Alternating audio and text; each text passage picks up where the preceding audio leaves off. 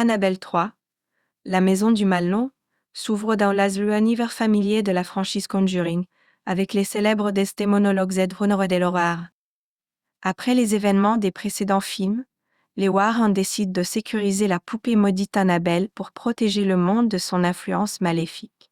Ils la ramènent donc chez eux et l'enferment dans une vitrine en verre consacrée, scellée par des prières et des symboles sacrés, et sécurisée par un verrou spécial béni par un prêtre. Ils espèrent que cela suffira à contenir la force démoniaque qui habite la poupée. Mais malgré toutes ces précautions, Annabelle continue de susciter des frissons d'inquiétude et une aura de menace permanente, même lorsqu'elle semble figuée et immobile dans sa cage de verre. La histoire bascule lorsque et Lorraine sont contraintes de quitter la ville pour enquêter sur un autre cas. Leur fille, Judy Warren, une jeune adolescente, reste sous la surveillance de Mary-Ellen, une babysitter bienveillante et attentionnée. Judy a dit hériter de dons spirituels similaires à ceux de sa mère et ressent des présences surnaturelles autour d'elle, en particulier dans la pièce où est entreposée Annabelle. Elle sait que la poupée représente un danger, mais elle n'en connaît pas tous les détails. En plus de cela, Judy est souvent isolée et mise à l'écart par ses camarades de classe, qui la considèrent comme étrange en raison de la réputation de ses parents. La soirée s'annonce pourtant calme pour Judy et Mary-Ellen, jusqu'à l'arrivée de Daniela, une amie de Mary-Ellen. Curieuse et sceptique quant aux activités paranormales des Warren, Daniela nourrit une profonde fascination pour le surnaturel. En vérité, elle porte un secret personnel. Elle est en deuil de son père, récemment décédé dans un accident de voiture, et souhaite désespérément entrer en contact avec lui. Elle pense que les objets enfermés dans le musée des Warren pourraient l'aider à établir un lien avec son défunt père. Attirée par la mystérieuse vitrine contenant Annabelle, Daniela parvient à convaincre Mary-Ellen de la laisser explorer la maison en cachette.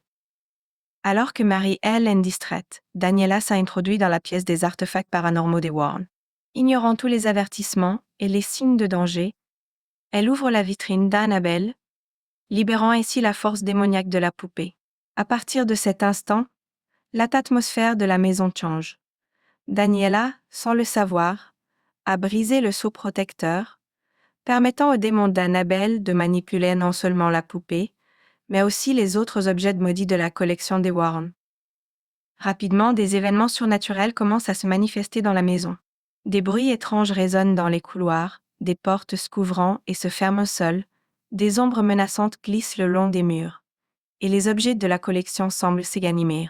La poupée Annabelle, quant à elle, disparaît de sa vitrine, comme si elle s'était échappée pour mieux semer la terreur dans toute la maison. Judy, Mary-Ellen et Daniela se retrouvent alors piégées dans la maison avec Annabelle et toute une série d'esprits malfaisants que la poupée a libérés. La nuit se transforme en une véritable épreuve de survie. Judy, bien que jeune, est consciente du danger de chaque objet dans la salle des artefacts.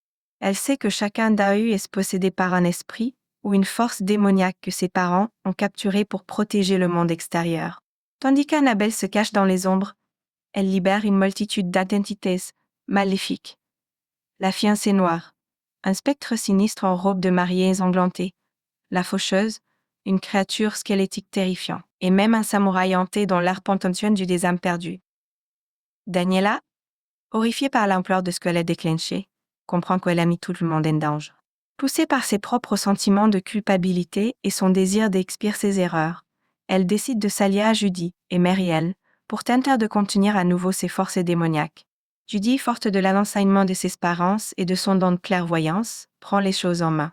Elle se souvient des instructions que ses parents lui ont données pour gérer les manifestations surnaturelles et commence à rechercher des moyens de confiner les esprits dans les objets d'où ils ont été libérés. La tension monte encore lorsqu'Annabelle commence à manipuler leurs peurs les plus intimes, cherchant à briser leur volonté et à les pousser à commettre des actes désespérés. Mary-Ellen est assaillie par des visions de mort et des apparitions de créatures qui incarnent ses pires cauchemars. Daniela, elle, est hantée par des hallucinations de son père. L'esprit d'Annabelle jouant avec sa culpabilité et son désir de revoir son père, pour la déstabiliser. Annabelle, en utilisant la force des autres esprits, devient une présence omniprésente et oppressante, traquant sans relâche les trois jeunes filles dans la maison. Malgré la peur et le chaos, Judy se souvient de les enseignements de Lorraine, en particulier de la puissance des objets bénis. Elle retrouve le verrou spécial qui avait été conçu pour sceller Annabelle et propose de l'utiliser pour refermer la poupée dans sa vitrine, espérant que cela rétablira les protections spirituelles et neutralisera les autres esprits. Cependant, la tâche est ardue, car Annabelle et les autres entités font tout pour les en empêcher. Les objets de la salle des artefacts semblent conspirer contre elle, et le démon d'Annabelle tente d'intimider Judy pour qu'elle te l'abandonne. Au terme d'une confrontation intense, Judy, aidée par Marielle et Daniela, parvient à reprendre le contrôle de la situation. En unissant leurs forces et en utilisant les connaissances des Warren, elles parviennent finalement à maîtriser Annabelle et à la replacer dans sa vitrine. Les pages de la Bible sont replacées, le verrou est refermé, et une prière est récitée pour restaurer le sceau protecteur autour de la poupée. Lorsque l'aube s'élève, Ed et Lorraine rentrent chez eux, trouvant les trois jeunes filles ébranlées mais trois Hermès saines et sauves. Lorraine, comprenant rapidement ce qui s'est passé, réconforte Judy et lui rappelle que, malgré les horreurs qu'elle a vues, elle a hérité de la force nécessaire pour faire face au surnaturel. Elle rappelle aussi à Daniela l'importance de respecter les forces qu'elle ne comprend pas pleinement. Daniela, quant à elle, se sent profondément coupable, mais Ed et Lorraine, au lieu de la condamner, la réconfortent en lui expliquant que le deuil et la douleur peuvent rendre vulnérable à ces entités. Le film se termine sur un plan de la vitrine d'Annabelle, figée derrière le verre, avec son sourire sinistre. Bien que la poupée soit à nouveau sous-scellée, l'aura maléfique qui l'entoure persiste, laissant un sentiment d'inquiétude pour ceux qui savent que le mal qu'elle représente ne peut jamais vraiment être éradiqué.